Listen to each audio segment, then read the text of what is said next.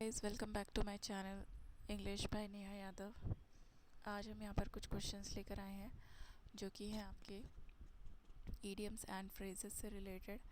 आपका first paper जो है पेपर 1, उसमें जो सेकंड यूनिट दी गई, इसमें जो सेकंड यूनिट है आपकी, उसमें वोकैबुलरी सेक्शन दिया गया है। तो वोकैबुलरी सेक्शन में आपका एक इडियम्स एंड फ्रेजेस भी दिया गया है, तो उसी से रिलेटेड यहाँ पे कुछ क्वेश्चंस लेकर आए हैं आज।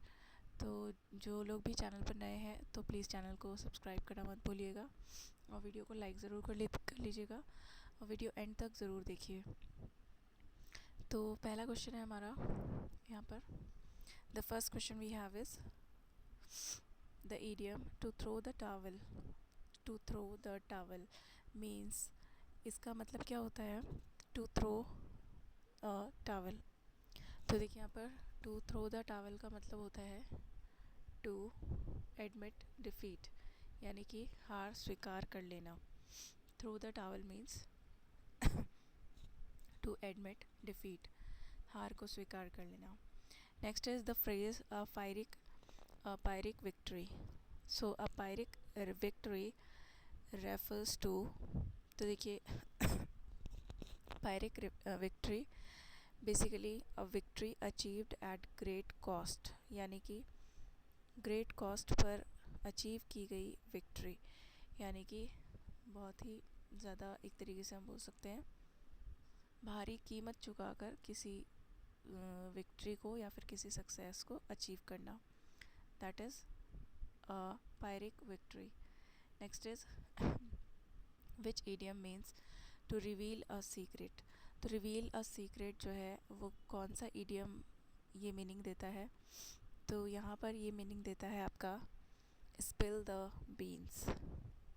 स्पिल द बीन्स का मतलब होता है टू रिवील अ सीक्रेट। अगर आप लोगों को आंसर मालूम है तो प्लीज़ अपने आंसर्स जो है कमेंट बॉक्स में ज़रूर लिख दीजिएगा।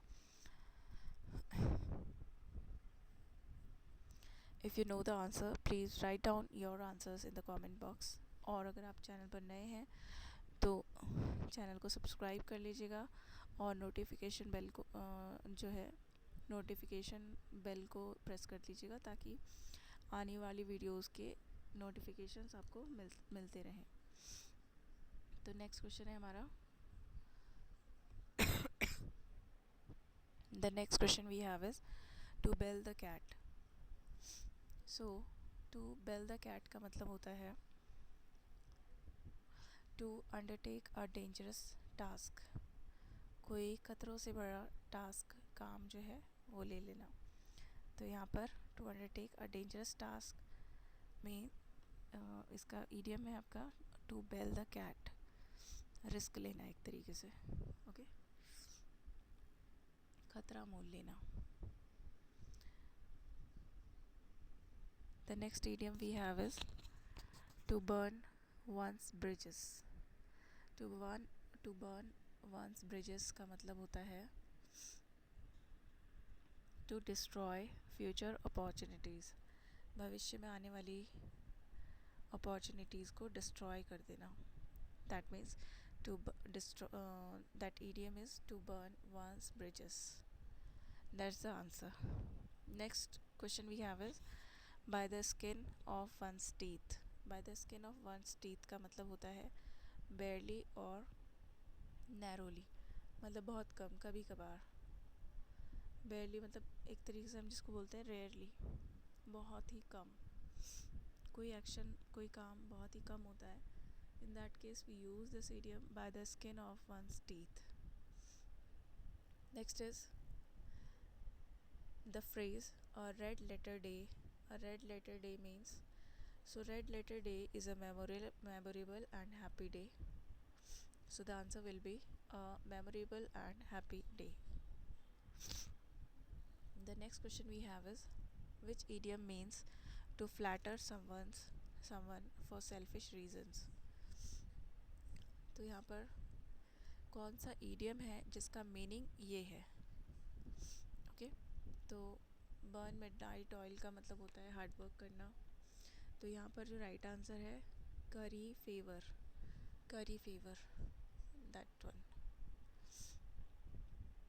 curry favor, to flatter someone for selfish reasons, अपने मतलब के लिए किसी की चापलूसी करना. That is. The next question we have is to bite off more than one can chew. इसका मतलब क्या होता है? इसका मतलब होता है to undertake more than one can handle. अपनी क्षमता से ज़्यादा कार्यभार ले लेना. Okay, so that is to bite off more than one can chew. This will be the answer.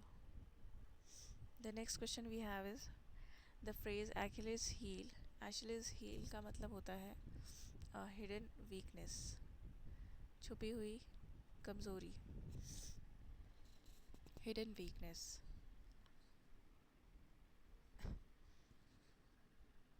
The next we have is the idiom call spade a spade का मतलब क्या होता है? तो call a spade का मतलब होता है किसी बात को directly और frankly बोल देना. So the right answer will be to speak frankly or directly. Next is to keep the wolf from the door. So to keep the wolf from the door का मतलब होता है to earn just enough to survive. सिर्फ जिसको हम बोलते हैं कि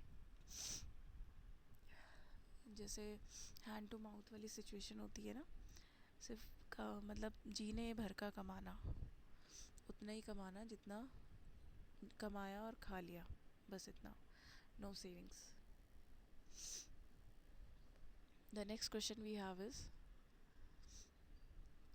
which idiom means to be in a difficult situation with no easy solution. तो कौन सा idiom है जो हमें ये मीनिंग देता है?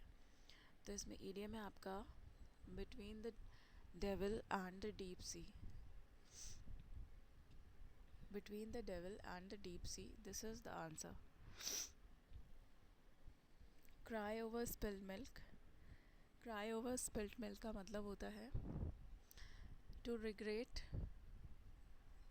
something that cannot be changed. To regret that something that cannot be changed, जिसको बदला नहीं जा सकता है, उसके लिए regret करना. That is to cry over spilled milk. Okay. देखिए, अगर आप लोगों को आंसर्स मालूम है, if you know the answer please write down your answers in the comment box.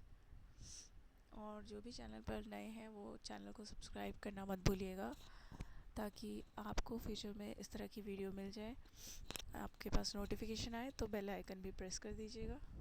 Subscribe button दबाकर बेल आइकन को प्रेस करना मत भूलिएगा. अगर वीडियो पसंद आए तो चैनल को लाइक, शेयर एंड सब्सक्राइब ज़रूर कर लीजिएगा.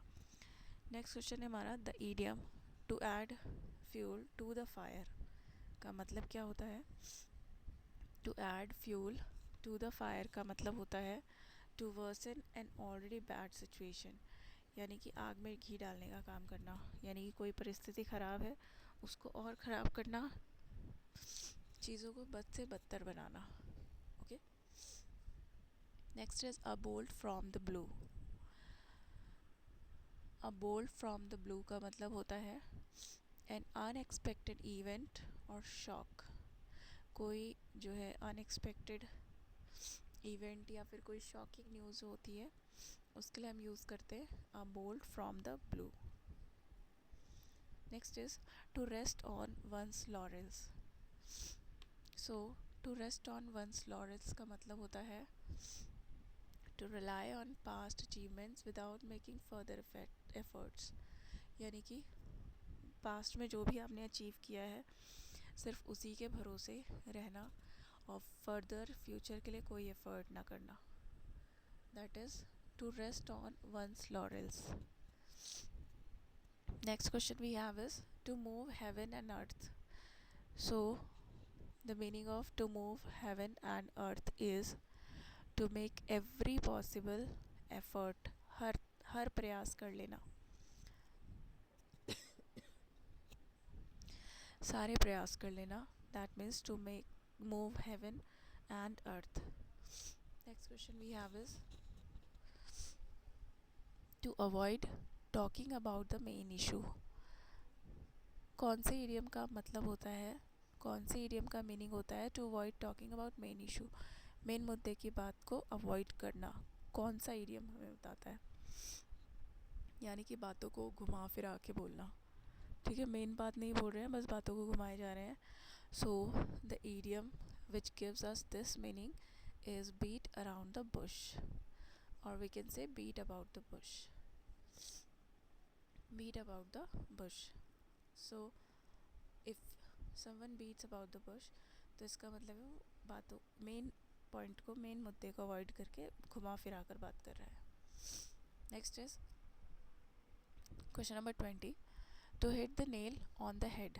To hit the nail on the head का मतलब होता है कि जो भी बात है उसको स्पष्ट कहना, करेक्ट स्टेटमेंट देना, मतलब करेक्ट बात बोल देना, जो भी बात सही है वो बोल देना। ओके, तो इसका आंसर हो जाएगा हमारा to describe exactly what is true और करेक्टेड, जो सही बात है उसको बोल देना। So this will be the answer. Okay, तो ये हमारे कुछ एग्ज़ाम पॉइंट ऑफ व्यू से रिलेटेड हमारे उत्तराखंड लेक्चरर एग्ज़ाम, जो कि अपकमिंग एग्ज़ाम है आपका, उससे रिलेटेड। और इसके अलावा कोई भी टीचिंग एग्ज़ाम अगर आप प्रिपेयर कर रहे हैं उसमें भी ये काफ़ी इम्पोर्टेंट होने वाला है। तो प्लीज़ जो है वीडियो कंप्लीट वीडियोस देखिए और अपनी प्रिपरेशंस अच्छे से करिए। और अगर आप चैनल पर नए हैं तो again I would like to ask you, don't forget to subscribe my channel and like the video. So see you in the next video. Thank you everyone, take care and keep revising.